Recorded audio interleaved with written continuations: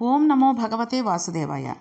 ధర్మవ్యాధుడు కౌసడికి తాను ఏ ఏ విషయాలలో పాటిస్తాడు, ఎటువంటి విషయాలకి దూరంగా ఉంటాడు, అతను అంతఃకరంగా బాహ్యంగా కూడా ఎంత శౌచంగా ఉంటాడు అనే విషయాలన్నింటినీ చెప్పిన తర్వాత, ఇప్పుడు ధర్మం గురించి నీతో మాట్లాడతాను వినవలసింది అని కౌశికుడితోటి ఈ రకంగా చెప్తున్నాడు.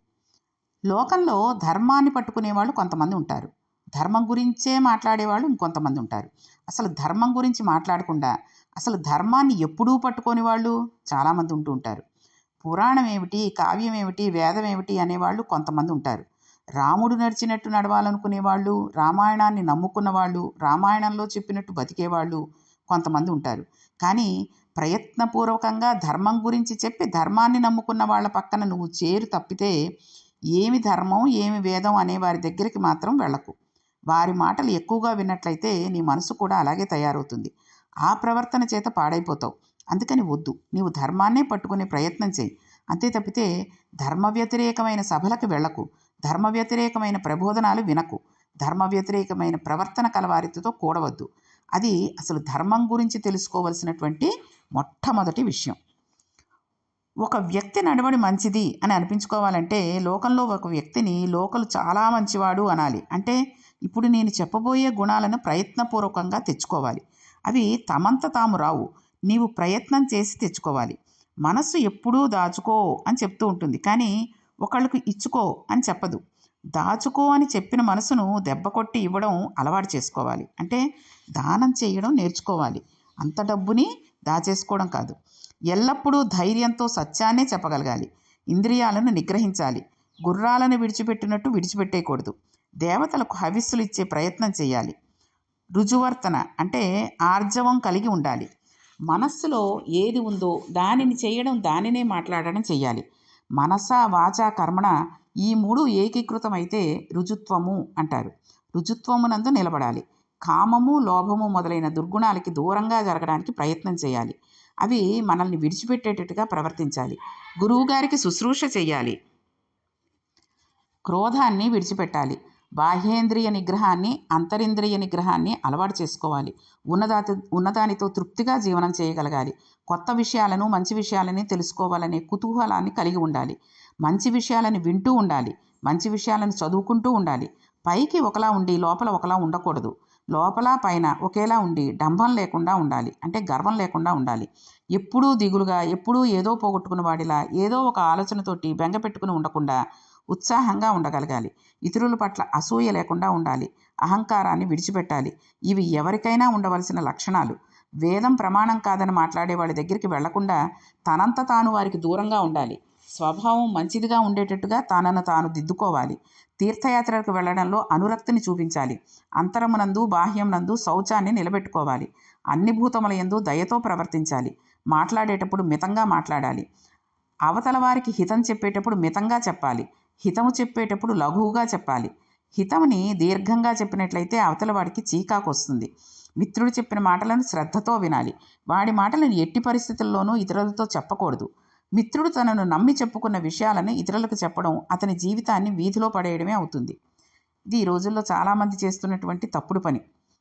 ఒక వ్యక్తి ఏదో మంచి మనసు కలిసింది, అతనితో కష్టం సుఖం చెప్పుకుందాము అని కొన్ని చెప్పుకున్నాడు అనుకోండి, ఆ విషయాలను మళ్ళీ వెళ్ళి చూసావా వాడు అలా చేస్తాడట, వాడికి ఇలా అయిందిట అని చెప్పాడు అనుకోండి, అది మిత్రత్వానికి మనం మంచి చేసినట్టు అవ్వదు. వాడిని, ఆ మిత్రుడిని పోగొట్టుకునే పరిస్థితులు కూడా వచ్చేస్తుంటాయి. కాబట్టి ఎప్పుడైనా అటువంటి పరిస్థితి వచ్చి ఒక మిత్రుడు మనకి ఏదైనా బాధ చెప్పుకుంటే మిత్రుడిని ఓదార్చి పంపాలి. అతడు ఓదార్పు కోసం వచ్చాడు, అతనిని ఓదార్చి పంపాలి తప్పితే అతని విషయాన్ని 10 మందికి చెప్పి చులకన చేయకూడదు. అది నిలబెట్టుకోవడం నీ వ్యక్తిత్వాన్ని పెంచుకోవడం. ఇవన్నీ కూడా మంచి గుణాలు కలిగిన వాడు, కీర్తివంతుడు, మంచి ప్రవర్తన ఉన్నవాడు అని చెప్పడానికి హేతువులు. ఇవి పుట్టుకతో తమంత తాము రావు. వాటిని ప్రయత్నపూర్వకంగా మనం అలవాటు చేసుకోవాలి. ఏదైనా తెలియగానే ఎవరికి చెప్పేద్దామా అనిపిస్తూ ఉంటుంది, కానీ మన మనసుని నోరు మూయి అని పక్కకు పెట్టేయాలి. దానిని కోరి కోరి సంపాదించుకోవాలి. ఒక విషయం తెలియగానే 10 మందికి చెప్పేయడం గొప్ప కాదు. దానిని ఆలోచించుకుని జాగ్రత్తగా ఎప్పుడు చెప్పాలో అప్పుడే చెప్పాలి తప్పితే వెంటనే చెప్పకుండా ఉండడం మన మనసుకి అలవాటు చేయాలి. మంచి మార్గం నందు వెళ్ళి చేరుకోవాల్సిన దానిని చేరుకోవాలి అంటే ఎప్పుడూ కూడా మనం అనుసరించవలసినవి కొన్ని ఉన్నాయి. ఒకటి, వేదాన్ని ప్రమాణంగా తీసుకుని బతకాలి. శాస్త్రాన్ని ప్రమాణంగా తీసుకుని బతకాలి. పెద్దలైన వారు ఎలా ప్రవర్తిస్తున్నారో అలా ప్రవర్తించాలి. ఈ 3 సద్గతి చేరడానికి కారణాలు. ఈ మూడిటిని ప్రమాణంగా తీసుకుని బతకాలి. అంతే తప్పితే ఇంకొక దానిని ప్రమాణంగా తీసుకుని బతకకూడదు అని చెప్పి ధర్మవ్యాధుడు కౌశవుడికి ఇంకా చెప్తున్నాడు. నాయనా, అహింస గురించి నీకు కొన్ని మాటలు చెప్తాను. నేనేదో జంతువులను చంపేస్తున్నాను, హింస చేస్తున్నానని అంటున్నావు కదూ. అసలు హింస అనే మాట గురించి వేదం ఏం చెప్పిందో తెలుసా? వేదం మనకి ప్రమాణం కదండి. చంపడమే హింస అయితే అసలు లోకంలో హింస చేయనివాడు అనేవాడే ఉండడు. హింసను గురించి వేదం ఏం చెప్తుందో చెబుతాను విను. చతుర్ముఖ బ్రహ్మగారు జీవకోటిని అంతటినీ సృష్టి చేసినప్పుడు వాళ్ళు తినవలసిన ఆహారం ఏమిటో నిర్ణయం చేసేశారు. పులులు, సింహాలు దగ్గర నుంచి మనుష్యకోటి వరకు తినవచ్చు అన్నదానిని ఆయన 2గా విభాగం చేశాడు. శాకాహారము, మాంసాహారము అని విభాగం చేసి మాంసం జీర్ణమయ్యే వ్యవస్థ ఏదో నిర్ణయం చేశాడు. అలాగే శాకాహారం జీర్ణమయ్యే వ్యవస్థ ఏదో నిర్ణయం చేశాడు. పుట్టుకతో మాంసం నందు అనురక్తి ఉంటే, చంపి తినడంలో అనురక్తి ఉంటే అది మాంసాహారి అని గుర్తు. ఎదురుగుండా తెచ్చిపెట్టినా తినకుండా శాకాహారంతో సమృద్ధిగా పెరగగలిగితే అది శాకాహారి అని గుర్తు. జీర్ణ వ్యవస్థకు ఆ శక్తినిచ్చాడు. కొన్ని మాత్రమే మాంసాన్ని జీర్ణం చేసుకుంటాయి, కొన్ని మాంసం పట్ల విముఖతను ప్రదర్శిస్తాయి. అటువంటివి మాంసాన్ని నోట్లో పెట్టుకోలేవు, జీర్ణము చేసుకోలేవు. ఒకవేళ లోపలికి పుచ్చుకున్నా బయటకు వచ్చేసేటట్టుగా వాంతి అయిపోతుంది. ప్రాణి వర్గాన్ని అలా విభాగం చేశారు బ్రహ్మగారు. పరమేశ్వరుడు ఒక్కొక్క జీర్ణ వ్యవస్థకు ఒక్కొక్క శక్తి పెట్టాడు. కొన్ని ఫలాలు, వేరులు, కొన్ని కాయలు, ఆకుకూరలు మొదలైన వాటిని సృష్టించి పశువులు, మృగములు వాటిని తినేవాటిగా నిర్ణయం చేశాడు. కొన్నిటిని మృగములు తినాలని నిర్ణయం చేశాడు, కొన్నిటిని మనుష్యుడు తినాలి అని నిర్ణయం చేశాడు. పరమేశ్వర నిర్ణయమునందు యథార్థానికి మనిషి శాకాహారి. అందులో క్షత్రియుల్ని మినహాయించాడు. క్షత్రియుడు యుద్ధభూమిలోకి వెళ్ళి న్యాయాన్ని సంరక్షించడానికి పోరాటం చేస్తూ ఉంటాడు. వాళ్ళు తినకపోతే దేహదారుఢ్యం నిలబడదు కాబట్టి వాళ్ళు మాంసాన్ని తినడం అంగీకరించారు. కాబట్టి ఈ లోకంలో ఏవేవి ఆహారంగా తీసుకోవాలో బ్రహ్మగారు నిర్ణయం చేసినప్పుడు అందులో మృగాలు కూడా ఉన్నాయి, పశువులు కూడా ఉన్నాయి. వాటిని కూడా తినవచ్చు అని నిర్ణయం చేశాడు. అవి తినబడితే హింస అయితే అవి తినడానికి వీలుగా ఇంకొక ప్రాణిని ఆయన సృష్టించి ఉండకూడదు. అది తినవలసింది అది తిన్నట్లయితే అది హింస చేసిందని చెప్పడానికి అవకాశం లేదు. కాబట్టి అహింస అనే మాటని చెప్పి దానిని పట్టుకోమని చెప్పడం కష్టం. అంటే ఒక సింహం ఉంది, మేకెడుతోంది.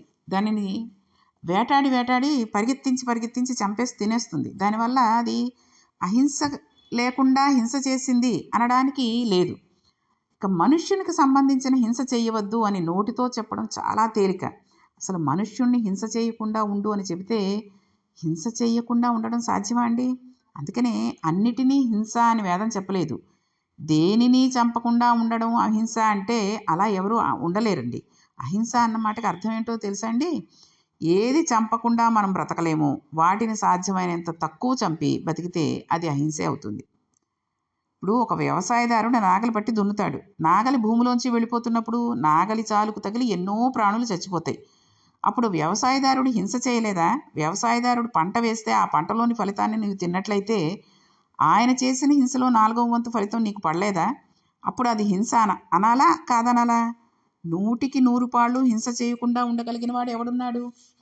నీళ్లలో క్రిములున్నాయి, నీళ్లలో కంటికి కనబడిన ఎన్నో జీవులున్నాయి. అలాగే భూమి మీద ఉన్నాయి, ఆకాశంలో ఉన్నాయి. సమస్తమునందు కూడా జీవరాశి నిండిపోయి ఉంది.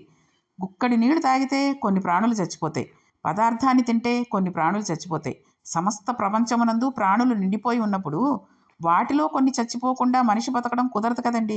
ఇలా ఎన్నో ప్రాణులు చనిపోతుంటే కొంతమంది మేము ఏ ప్రాణిని చంపడం లేదు, అహింస పరమో ధర్మ అని మాట్లాడుతూ ఉంటారు. అలా చెప్పిన వాళ్ళు ఒక్క ప్రాణి కూడా చచ్చిపోకుండా బతికిన వాళ్ళ? కౌశికుడా, దీనిని నువ్వు బాగా ఆలోచించు. అది కాదు వేద హృదయం. వేదమునందు అహింస అనే మాటకు అర్థం ఏమిటో తెలుసా? ఏది చెయ్యకపోతే నీకు బతుకులేదో అది నీవు చేస్తే అవతలది చనిపోతే అది హింస కాదు. కానీ ఎంత తక్కువ హింస చేయవచ్చునో అంత తక్కువ హింసయే తప్పితే ఎక్కువ చేయకూడదన్న దయ మనసులో ఉన్నంతకాలం అది అహింసగానే వస్తుంది. అంటే ఒక పదార్థాన్ని తీసుకోవడానికి హింస జరిగితే అది హింస కింద రాదు. కానీ మితిమీరి నీవు ఏదైనా చేసినట్లయితే అది హింస అవుతుంది. ఎంతవరకు హింస కాదో అక్కడ వరకు ఉన్నది అహింస. కాబట్టి అలా ఉండవచ్చు. ఇప్పుడు నేను పుట్టిన కులానికి సంబంధించిన వ్యాపారాన్నే చేస్తున్నాను. నా వ్యాపారం అదే అయినప్పుడు ఎవడో చంపి తెచ్చిన దానిని కొని నేను తినేవాడికి అమ్ముతున్నాను. అటువంటప్పుడు నేను హింస చేశానంటావేమిటి? నీకు అసలు వేదంలో హింస అనే మాటకు అర్థం తెలియలేదు. తెలిస్తే నీవిలా మాట్లాడవు. కాబట్టి అహింస అనే మాటకి అర్థాన్ని జాగ్రత్తగా అర్థం చేసుకో. కౌశిక, నీకు మరి ఒక విషయం కూడా చెప్తున్నాను, జాగ్రత్తగా జ్ఞాపకం ఉంచుకో. నువ్వు ఇలా ఎందుకు పుట్టావు, మాంసమే ఎందుకు అమ్ముతున్నావు అని అంటావేమో. నేను నీకు ఒకటి చెబుతాను విను. చేసుకున్న కర్మ పోదు, శరీరం పోతుంది. కానీ ఆ శరీరంతో చేసిన కర్మ మాత్రం జీవుణ్ణి వెంబడించి వస్తూ ఉంటుంది. కర్మఫలం ఎలా ఉంటుందో నేను నీకు చెబుతాను విను. కొంతమంది నీతి కలిగిన వారు, ధర్మనిరతులు, దక్షత కలిగిన వారు కొన్ని కార్యక్రమాలు చేస్తూ ఉంటారు. అయినా ఆ కార్యాలు సిద్ధి పొందవు. గత జన్మలో చేసిన పాపం ఇంకా ఉండిపోయి ఆ కార్యం సిద్ధించలేదు, వాడు అనుకున్న పని జరగలేదు అని చెప్పవలసి ఉంటుంది. కొంతమంది దుష్టచిత్తులు, క్రూరులు చేస్తున్న కార్యక్రమాలు వెంటనే సిద్ధి పొందుతాయి. అటువంటప్పుడు వాడు గత జన్మలో చేసిన పుణ్యమేదో ఇప్పుడు ఫలించింది అని చెప్పుకోవాల్సి వస్తుంది. కాబట్టి చేసిన కర్మ ఎప్పుడూ ఫలిస్తూ ఉంటుంది. అలాగే కొందరు ఏ ప్రయత్నాన్ని చెయ్యరు, వారికి డబ్బు వచ్చి పడిపోతూ ఉంటుంది. కొందరు రోజల్లా కష్టపడి ఎంతో డబ్బు సంపాదిస్తారు, ఒక్క రూపాయి కూడా కలిసి రాదు. ఇంకా కొంతమంది కడుపేదవాళ్ళు ఉంటారు, వాళ్ళు ఒక్కడికి కూడా అన్నం పెట్టలేరు. అటువంటి వాడికి ఒక్కొక్క సందర్భంలో ఒక కాన్పులో ముగ్గురు చొప్పున పిల్లలు పుట్టేస్తూ ఉంటారు. కోట్లకు పడగలెత్తి ఎంతోమందికి దానం చేసినా వాడికి ఒక్క సంతానం కూడా ఉండడు. వీడు 10 మందికి అన్నం పెట్టగలడు, కానీ ఒక కొడుకు కూడా లేడు. డబ్బున్నవాడికి బిడ్డలు లేకపోవడం ఏమిటి? డబ్బు లేని వాడికి అధిక సంతానం ఏమిటి? అదే కర్మఫలం. కర్మఫలం లేదంటావేమిటి? నీవు చేసిన కర్మ నీ అనుభవంలోకి వస్తుంది అన్న విశేషాన్ని అడుగడుగునా కనపడుతోంది. అటువంటప్పుడు నేను గత జన్మలలో చేసిన కర్మ ఏదో ఉంది. ఆ కర్మ కారణంగా ఇప్పుడు నేను ఇలా పుట్టాను. ఇలా పుట్టి మాంసం అమ్ముతున్నాను. మాంసం అమ్మినంత మాత్రం చేత నేనేమీ తక్కువైపోలేదు.